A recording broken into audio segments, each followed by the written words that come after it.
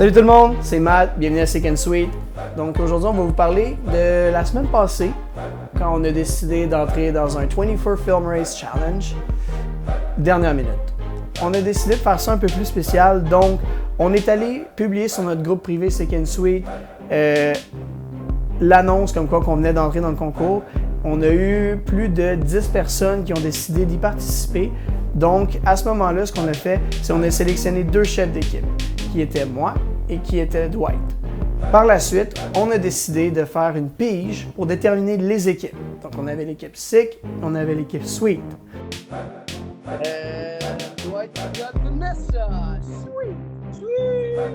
Le premier nom que j'ai pigé, c'était Josh. Donc, comme je suis quelqu'un qui aime vraiment se concentrer sur une job à la fois, j'ai décidé de nommer Josh comme étant mon réalisateur. De son côté, Dwight a décidé de faire la réalisation et la direction photo. Donc, je vais maintenant les laisser en tant que réalisateur parler du projet. What was really cool about this is we would get a theme and like many things your movie has to have at 10 p.m. on the Friday. And we came up with the idea actually like 10 minutes before the actual film race started. We thought about this YouTuber that what if she has this like really positive image she puts out there, but she's actually sad. She actually isn't that person. And when we got the subject, it was a mistaken identity. So that idea worked perfectly with what we wanted to do. So we had also the perfect actors for the movie, and then it just came down to actually writing it. So it is now 2:47 a.m. I just finished writing the first draft of the script. So far the working title is Hello Everyone, My Name is Sam. I think it's a cool title. It might stay, it might not. We'll see. Coming up with an idea to begin with, we had so many little ways that the story could go. We had trouble.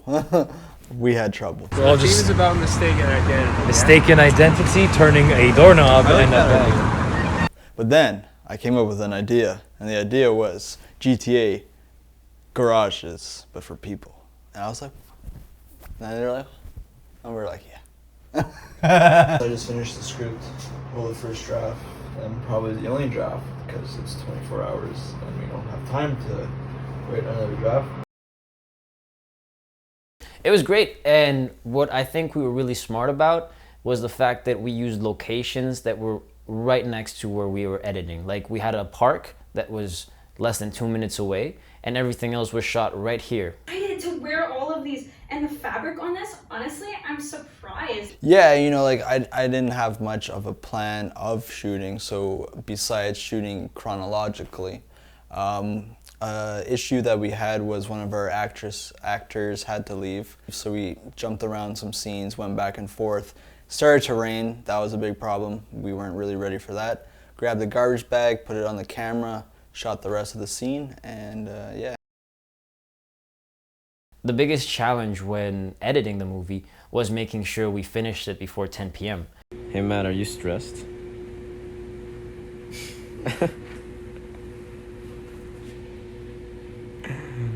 Oh, there it is. Although I had a good 3 hours to touch it up, to see what else we could do to the film and just cut scenes or add scenes or whatever, it's still 3 hours that you have to be on point. You can't take too long with your decision making. You have to be efficient. So yeah, that was, long story short, the editing process for me. Matt did an amazing first cut, and then I just had 3 hours to touch it up again and make sure we could submit it to the film race. So we got home around 4, and we needed to submit it by 10. So, you know, right then and there, you know, you gotta sync sound, you gotta make your cut, you gotta color, you gotta do sound, you gotta find music. So it was just a lot, and you don't have time to really finalize anything. It's all kind of, you hope for the best. Probably polishing the script. You know, when you write a script, you get a first draft, and maybe it takes you a while to just go back to it and look at how you could improve it. But with a 24-hour film race, you don't get the chance to, like, your first draft is your draft, you know, is your final draft. Because if you go too much back and forth, you don't have enough time. Okay, so we started writing the script. We already got an idea.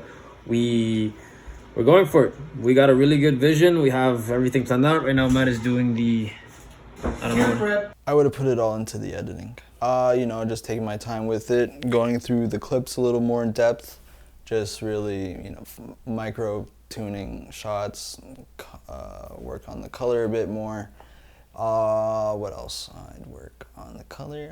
Yeah, you know, just take time to polish everything. My biggest takeaway, well, especially as a writer and director for this one, I've directed stuff before and I've written stuff before, but it's always been like a co-direction or a co-written project, especially for short films.